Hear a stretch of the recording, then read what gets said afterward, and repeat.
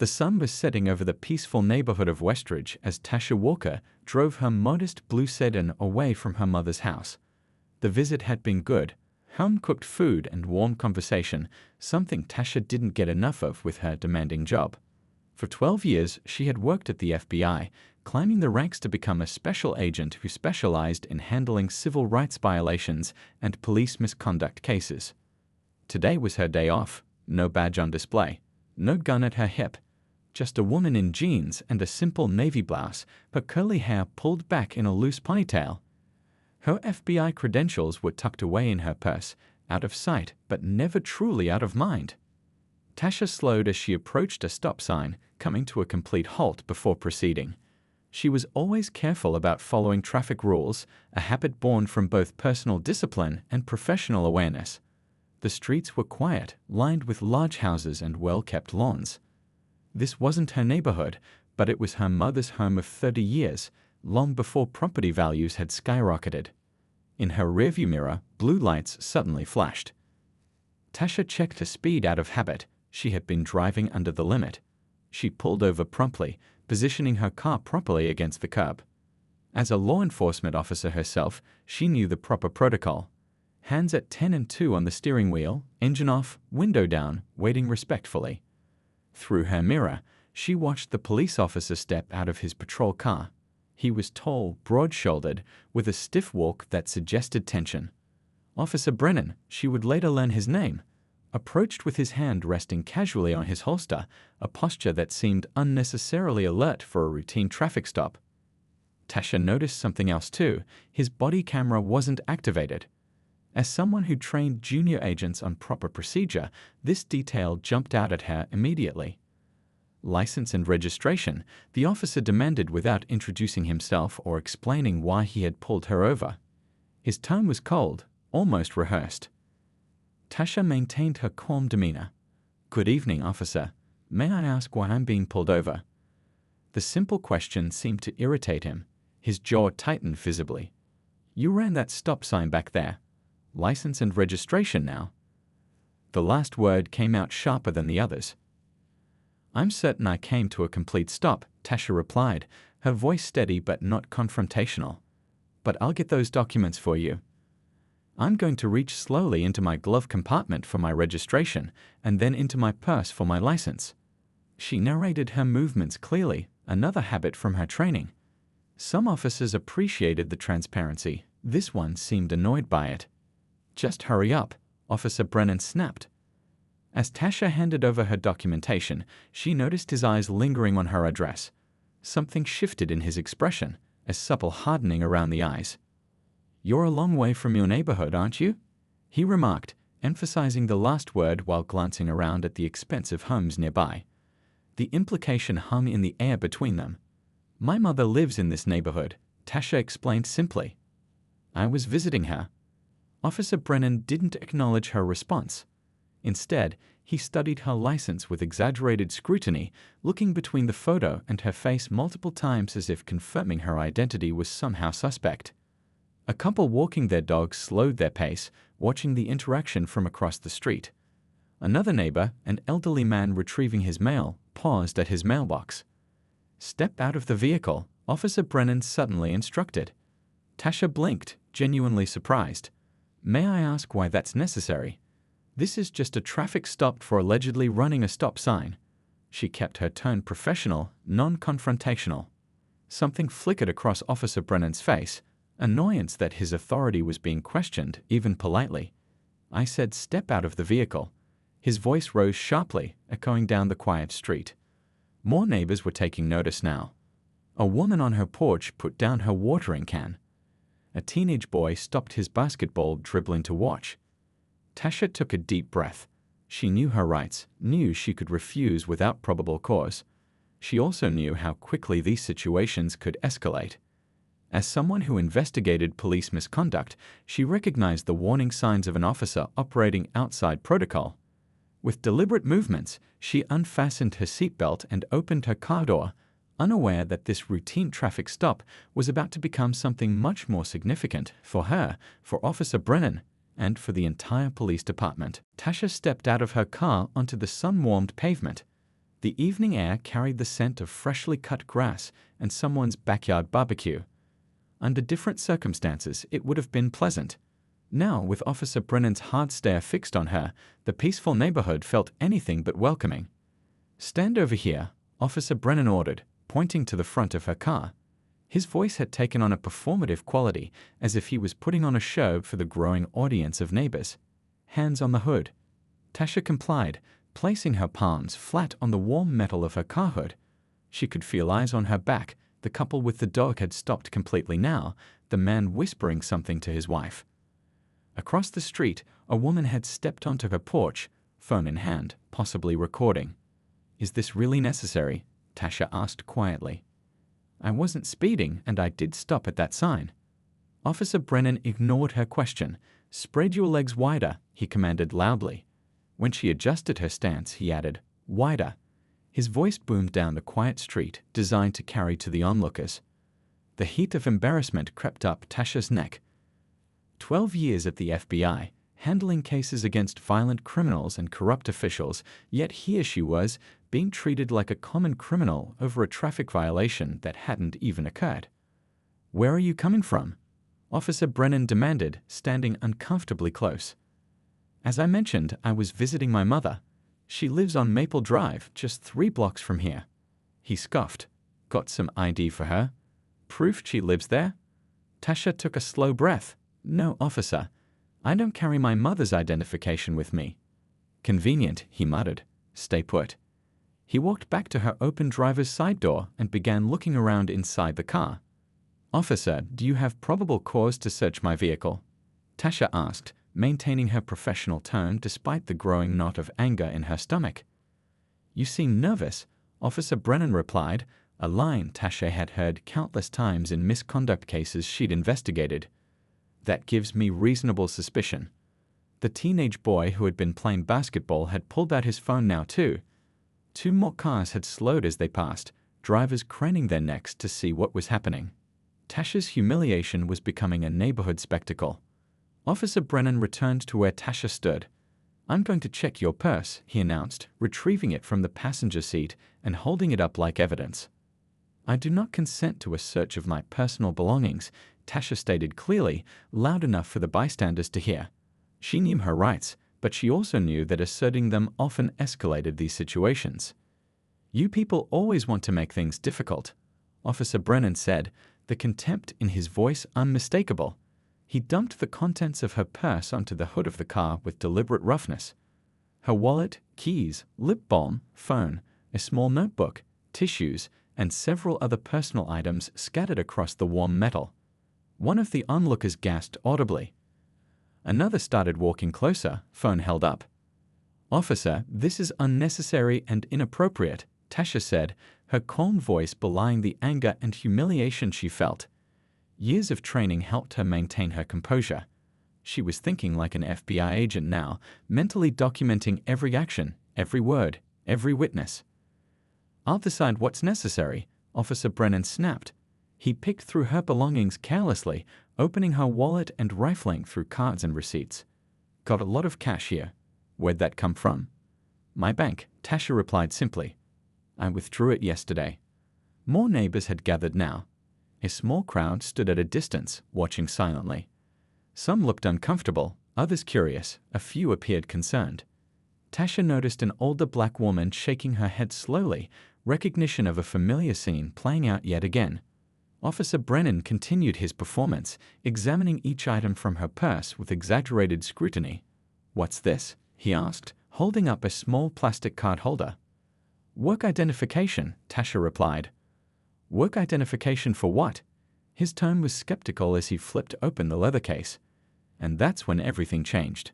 The smug expression on Officer Brennan's face froze, then slowly collapsed as he stared at the gold FBI badge and photo identification card identifying Tasha Walker as a supervisory special agent with the Federal Bureau of Investigation, Civil Rights Division.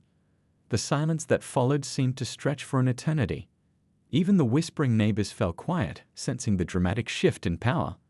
Officer Brennan's face had drained of color, his confident posture suddenly uncertain. "Is there a problem, officer?"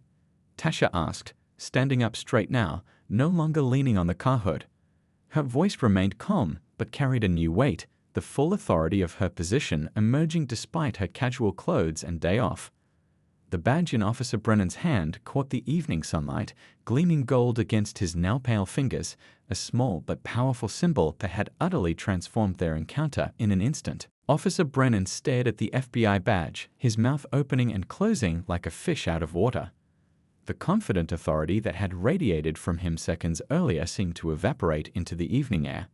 His fingers trembled slightly as he held Tasha's credentials, almost as if the badge had suddenly become burning hot. Is this some kind of joke? He finally managed, his voice no longer carrying the commanding tone he used before. It had dropped nearly to a whisper. "No, Officer Brennan," Tasha replied calmly, deliberately using his name now that she could read it clearly on his badge. "That's not a joke. I'm a supervisory special agent with the Federal Bureau of Investigation, Civil Rights Division." The crowd of onlookers had grown. At least 10 neighbors now stood watching, many with phones raised, capturing everything. A passing car slowed to a crawl, the driver rubbernecking to see what was happening. I didn't." Officer Brennan stammered, looking from the badge to Tasha, then to the scattered contents of her purse on the car hood. The casual way he had dumped her belongings now seemed especially reckless as he realized whose property he had mishandled. "You didn't know," Tasha finished for him. "That's clear. But would it have mattered if I wasn't FBI? Would you have treated any other citizen this way?" Officer Brennan's hand went to his radio, as if seeking some escape route through procedure. "I was just following protocol for suspicious activity." "What suspicious activity was that exactly?" Tasha asked, her voice level but firm. She remained standing straight now, no longer leaning on the car hood. "Driving while black in an affluent neighborhood. Visiting my mother. Coming to a complete stop at a stop sign." A soft murmur rippled through the watching crowd. Someone whispered, "She's FBI." The words passed from person to person like a wave. Officer Brennan began hastily gathering up Tasha's belongings, clumsily trying to return them to her purse. A tube of lip balm fell to the ground. When he bent to retrieve it, his face was flushed with embarrassment. "That won't be necessary," Tasha said, reaching for her purse. "I'll handle my own belongings, thank you." That hands briefly touched as he reluctantly surrendered the purse. Tasha noticed a thin sheen of sweat on his forehead now. His eyes darted between her and the growing crowd of witnesses. "You're free to go with a warning," Officer Brennan said weakly, trying to regain some semblance of control over the situation. "A warning for what offense, Officer Brennan?" Tasha asked, methodically collecting her scattered items, taking her time. Every deliberate movement conveyed that she was no longer in a hurry, no longer at his mercy. She picked up her phone, which was still recording, something she had activated discreetly when she first saw the blue lights in her mirror.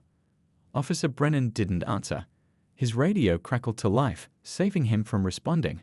A voice came through. "Unit 317, what's your 20? Everything okay out there?" One of the neighbors must have called the police station. Word traveled fast in small communities. "Everything's fine," Officer Brennan responded quickly into his shoulder radio. "Just finishing up a traffic stop." "Actually," Tasha said loudly enough for the radio to pick up her voice, "I'd like your badge number and the name of your supervisor." The neighbor with the dog whistled low under his breath. The teenage boy who had been playing basketball earlier texted frantically on his phone. This was the sort of neighborhood drama that would be discussed at dinner tables for weeks to come. Officer Brennan's face hardened briefly before settling into a mask of professional neutrality, too late to be convincing. "That's not necessary, ma'am. Let's not make this into something it's not." "What exactly is this, Officer Brennan?" Tasha asked, gesturing to the scene around them. "A routine traffic stop. An illegal search. Racial profiling. Public humiliation. I'm curious how you define what just happened here." The radio crackled again. "Unit 317. Sergeant Phillips is asking for an update on your location." Officer Brennan swallowed hard. "I'll be back at the station shortly," he replied, then turned to Tasha with a forced smile. "Look, there's been a misunderstanding. You're free to go. No citation." "The only misunderstanding," Tasha said as she carefully placed her FBI credentials back in her purse. Was you believing you could treat a citizen this way without consequences? An older man from across the street called out, "You tell him, honey." Officer Brennan's face flushed deeper. "Sir, please step back," he called to the man, desperation creeping into his voice as he tried to regain control of the situation. "I'll need your full name, badge number, and supervisor's contact information," Tasha repeated, pulling out her small notebook and a pen.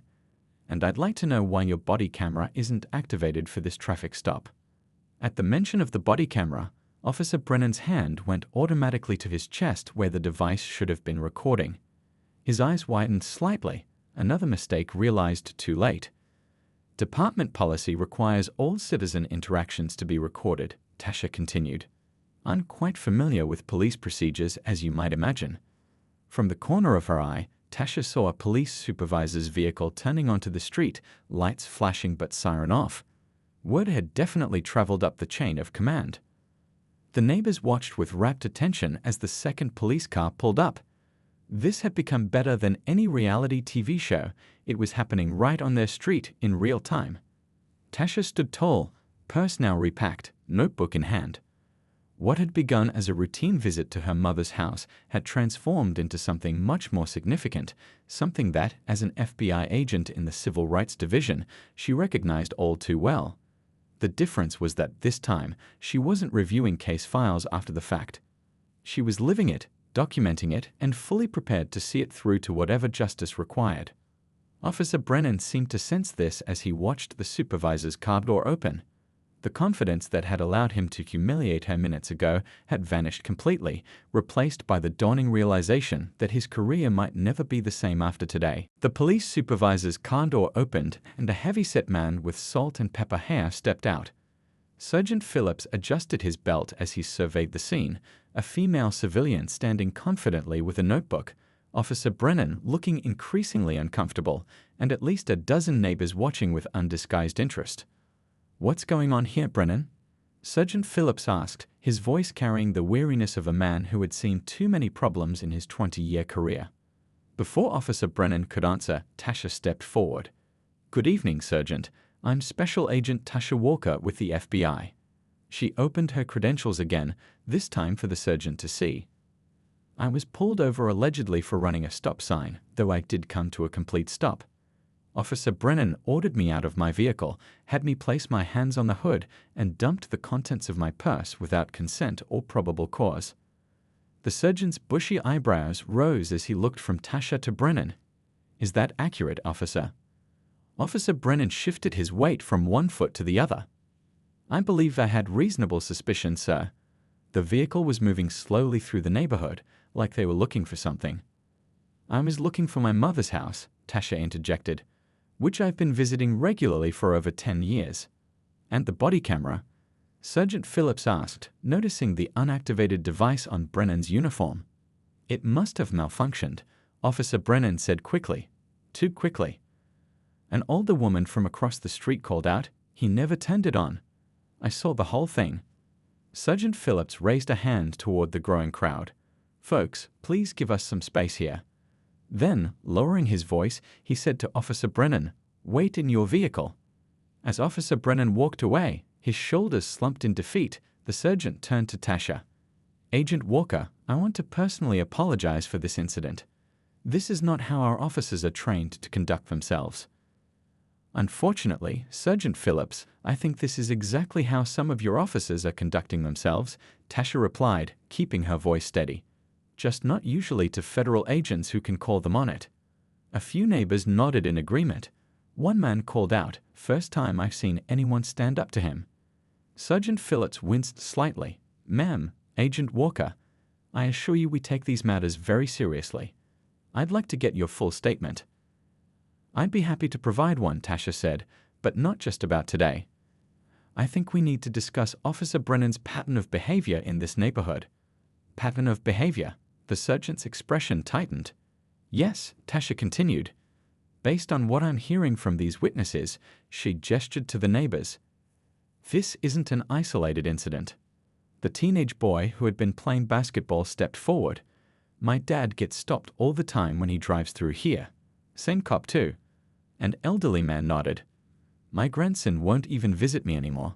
Says he's tired of being harassed just for driving a nice car. Sergeant Phillips looked increasingly uncomfortable as more neighbors began sharing similar stories. What had started as a routine traffic stop was turning into an impromptu community forum on police behavior. Officer Brennan watched from his patrol car, his face a mixture of anger and fear. Through the windshield, Tasha could see him making a phone call, probably to a police union representative.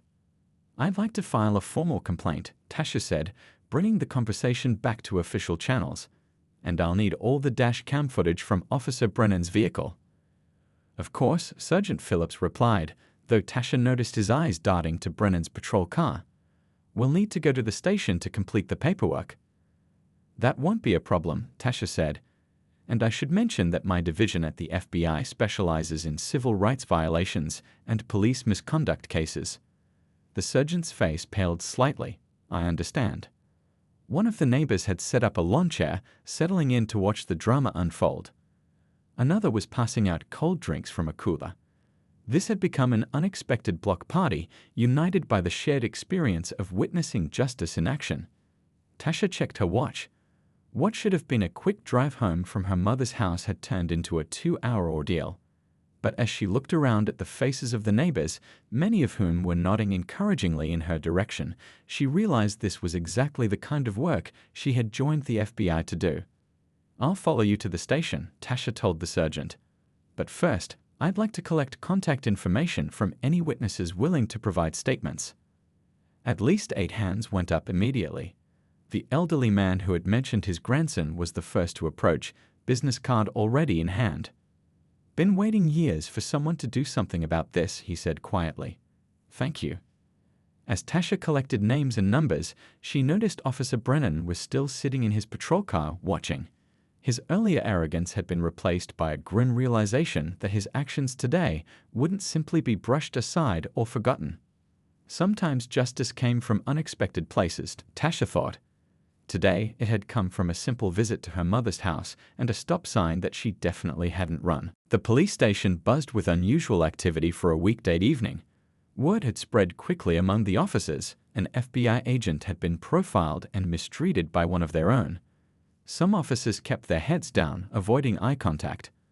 Others watched with poorly disguised curiosity as Tasha followed Sergeant Phillips through the station.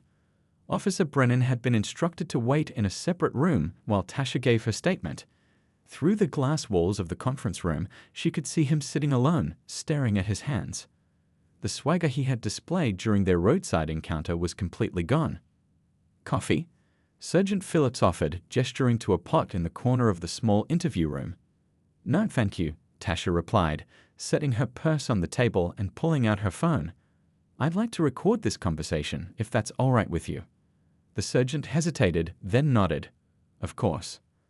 As Tasha placed her phone on the table, the door opened. A thin man in an expensive suit walked in, his expression stern. Agent Walker. I'm Chief Reynolds, he said, extending his hand. I came in as soon as I heard about the incident. Tasha shook his hand firmly. That was quick. Well, it's not every day one of our officers detains an FBI agent, the chief replied with an awkward laugh that died quickly when Tasha didn't join in. No, she said evenly, usually it's just ordinary black citizens who don't have badges to protect them. The chief cleared his throat uncomfortably. I want to assure you that we take these matters very seriously. Officer Brennan will face appropriate disciplinary action. I appreciate that, Tasha said, but I'm more interested in systemic changes than in punishing one officer. She opened her notebook where she had collected names and contact information from the neighbors. I have statements from 8 witnesses who described similar encounters with Officer Brennan and other officers in your department. This appears to be a pattern, not an isolated incident. The chief and sergeant exchanged glances. What exactly are you suggesting? Chief Reynolds asked, his friendly tone giving way to something more guarded. I'm suggesting that what happened to me today happens regularly to people without FBI credentials, Tasha said, and I'd like to know what you're doing about it. The chief leaned back, studying her. Are you here as a complainant or in your official FBI capacity? Right now, I'm here as a citizen filing a complaint, Tasha said. But depending on what I learn, I may need to follow up professionally. Through the glass walls, Tasha noticed several officers gathering, watching their conversation with undisguised interest. Officer Brennan remained alone in the other room, now on his phone, probably texting his union representative or perhaps a lawyer. We've had no formal complaints about Officer Brennan, Sergeant Phillips said, flipping through a thin folder he had brought with him. Tasha raised an eyebrow. None? That's surprising, given what I heard from the neighbors today. People don't file complaints against him because nobody believes anything will change, came a new voice from the doorway. All three turned to see an older black officer standing there, his gray hair trimmed short, his uniform crisp and professional. Lieutenant Washington, the chief said, his voice tight. We're in the middle of taking a statement. And I think you should hear mine too, Lieutenant Washington replied, stepping into the room without waiting for an invitation. He turned to Tasha. I've been with this department for 26 years, and I've watched officers like Brennan come and go. People in certain neighborhoods know filing complaints just puts a target on their back. The chief's face reddened. That's enough, Lieutenant. No, I don't think it is, Lieutenant Washington continued calmly. This lady is FBI. She deals with civil rights violations. Maybe it's time we had an honest conversation about what's happening in our department. The tension in the room was thick enough to cut with a knife. Tasha noticed two more officers appearing in the doorway, listening. One, a young Latina officer, nodded almost imperceptibly at Lieutenant Washington's words. I'd like to hear more, Tasha said, turning to the lieutenant. And I'd be interested in any data on traffic stops broken down by race and neighborhood. We don't compile statistics that way, the chief said quickly. But we could, Lieutenant Washington countered. The data exists. We just never put it together. The sergeant shifted uncomfortably in his seat. Maybe we should continue this discussion after we've taken Agent Walker's formal statement about today's incident. Tasha nodded. That makes sense. But I'd like to follow up on what Lieutenant Washington has shared. She proceeded to give her statement, carefully recounting each detail of her interaction with Officer Brennan, his tone, his words, his actions, and most importantly, his decision to escalate a simple traffic stop into a humiliating roadside search. As she spoke, she noticed the expressions on the faces of the police leadership. The chief looked increasingly defensive, the sergeant uncomfortable, but Lieutenant Washington was nodding slightly, as if her story matched countless others he had heard over his long career. When she finished, the chief sighed heavily. Officer Brennan will be placed on administrative leave pending an internal investigation. I assure you we'll take appropriate action. I've heard that before, Lieutenant Washington murmured. With respect, Tasha said, closing her notebook, internal investigations often lead nowhere. I'd like to request all records related to Officer Brennan's traffic stops for the past year, including demographic information on the drivers stopped, reasons for the stops, and outcomes. That's quite an extensive request, the chief protested. And one I'm entitled to make, Tasha replied, either informally as a citizen or formally through my office at the FBI. A heavy silence fell over the room. Through the glass, Tasha saw Officer Brennan looking in their direction, his face a mixture of anger and fear. He had probably expected a slap on the wrist, maybe a few days of desk duty.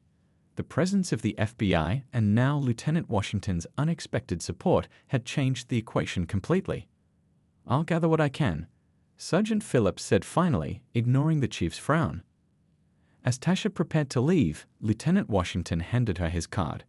Some of us have been waiting a long time for someone to ask the right questions, he said quietly. Thank you.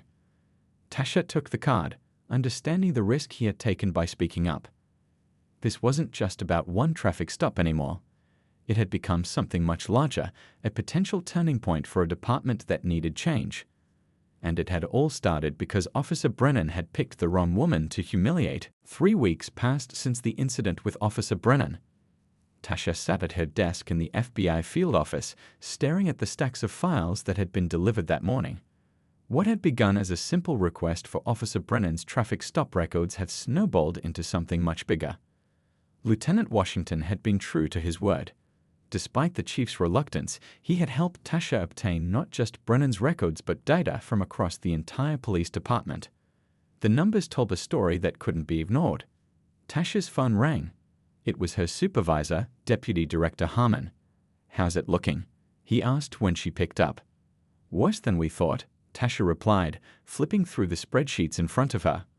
Officer Brennan stopped minority drivers at 5 times the rate of white drivers in the same neighborhoods, and he's not the only one. 3 other officers show similar patterns. And the searches? That's even more troubling, Tasha said. 87% of the drivers Brennan ordered out of their vehicles were black or Hispanic. But his find rate for contraband was only 7%, far below the department average. She heard her boss sigh on the other end of the line. Sounds like he was fishing. Exactly. And the most disturbing part. His body camera was reported as malfunctioning during 62% of these stops. That's statistically impossible unless he was turning it off deliberately. Deputy Director Harmon finished her thought. Do we have enough for a pattern or practice investigation? Tasha looked at the wall where she had pinned dozens of civilian statements collected over the past 3 weeks. After word had spread about her confrontation with Officer Brennan, people had started coming forward with their own stories. The elderly man from her mother's neighborhood had organized a community meeting where over 50 people shared similar experiences. More than enough, she confirmed. But there's something else you should know. Some officers inside the department want change too. Lieutenant Washington has been quietly collecting evidence for years. He's identified at least 7 officers in leadership positions who've been protecting Brennan and others like him, including the chief. Especially the chief, Tasha said. There are emails suggesting he buried previous complaints. The deputy director was quiet for a moment. This could get messy. You know the department will fight back. They already are, Tasha replied. Officer Brennan's union representative has been calling me daily, trying to paint this as a personal vendetta. They're claiming I'm only pursuing this because I was personally involved. Would you like us to assign someone else to the case? Tasha paused, considering the question. Part of her wanted to say yes, to step back and let someone with more emotional distance handle the investigation. But then she thought about the faces of the people who had come forward, trusting her with their stories. No, she decided firmly. I understand this case better than anyone, and the fact that it happened to me doesn't make the evidence any less real. If anything, it gives me insight other agents wouldn't have. All right then, her boss said. The Justice Department has approved the full investigation. We'll announce it next week. Be prepared for pushback. After hanging up, Tasha walked to the window of her office, looking out at the city below. Somewhere out there, Officer Brennan was still on administrative leave, probably expecting to return to duty soon with a slap on the wrist. The chief was likely in meetings with lawyers, preparing to defend his department's practices. Her phone buzzed with a text message. It was from Lieutenant Washington. Just got word about the DOJ investigation. Thank you. Many of us have waited years for this. Tasha smiled. That morning, a local news station had run a story about her traffic stop, including cell phone footage from one of the neighbors. The video had gone viral, prompting other media outlets to look into similar incidents across the city. She picked up a final report that had been delivered that morning, a detailed analysis of Officer Brennan's disciplinary record. Despite numerous complaints over his 7-year career, he had never received more than a written warning. The system had protected him at every turn. Until now. A knock at her door pulled her from her thoughts. It was her colleague, Agent Thomas. You might want to see this, he said, handing her a tablet with a news website pulled up. The headline read, Police Chief Reynolds announces retirement amid federal investigation. Tasha raised her eyebrows in surprise. That was fast. Agent Thomas grinned. Apparently there's more he doesn't want coming out. Internal Affairs just handed over a bunch of files they discovered after your request, complaints that never made it into the official system. Let me guess, Tasha said. They're trying to clean house before we get there. Looks that way. Word is the city manager has already approached Lieutenant Washington about serving as interim chief. Tasha felt a surge of satisfaction. Change was happening faster than she had expected. The power of sunlight, of simply exposing what had been hidden for so long, was remarkable. Her desk phone rang again. This time it was the U.S. Attorney's Office calling to discuss potential criminal charges against Officer Brennan for falsifying police reports. Not just in her case, but in dozens of others where his written accounts contradicted video evidence.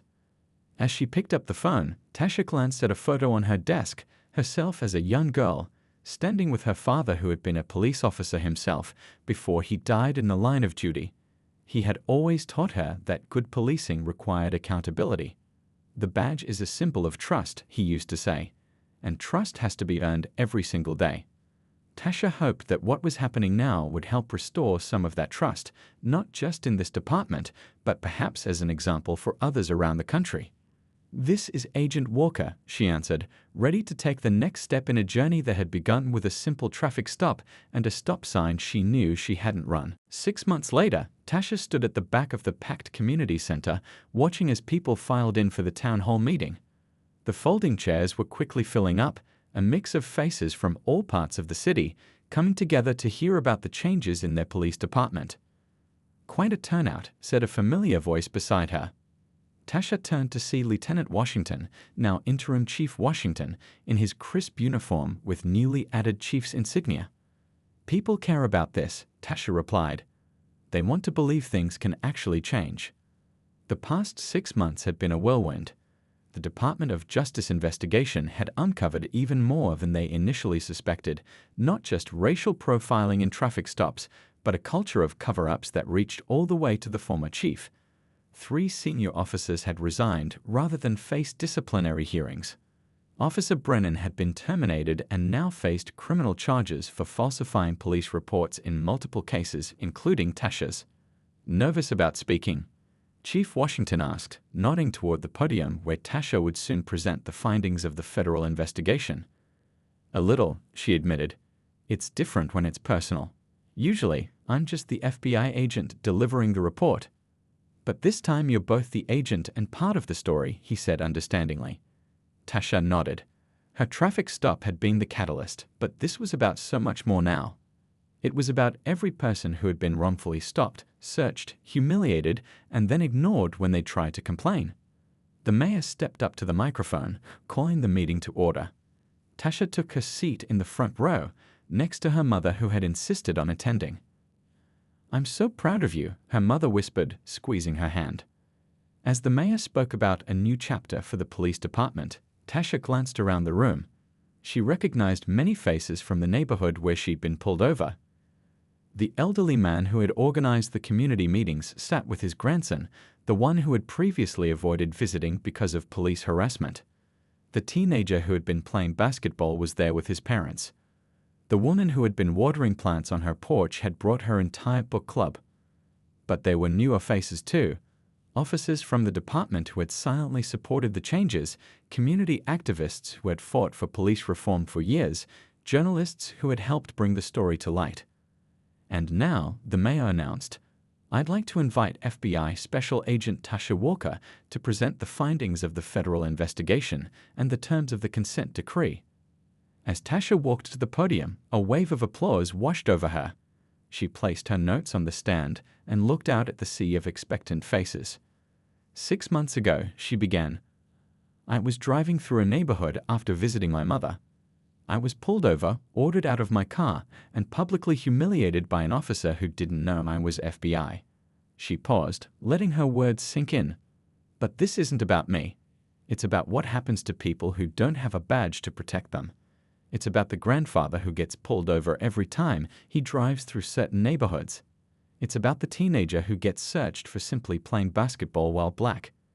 It's about the mother who takes a different route to work because she's afraid of being stopped." Heads nodded throughout the audience. Some people wiped away tears. "Our investigation found that this police department engaged in a pattern of constitutional violations," Tasha continued.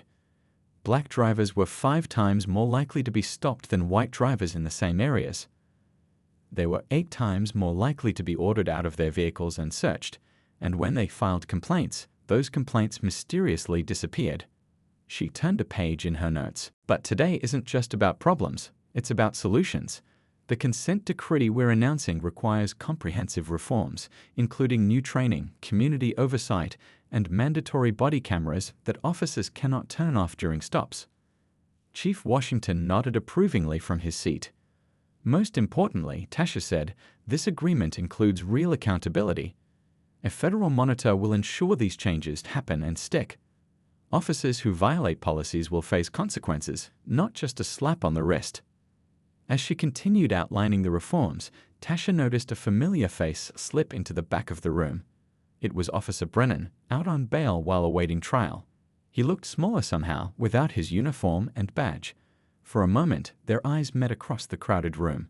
He quickly looked away. Tasha felt no satisfaction in his downfall. This had never been about punishing one officer. It was about fixing a broken system. After the presentation, people lined up to speak. Some shared their own stories of mistreatment. Others offered suggestions for improving police-community relations. A few expressed skepticism that anything would really change.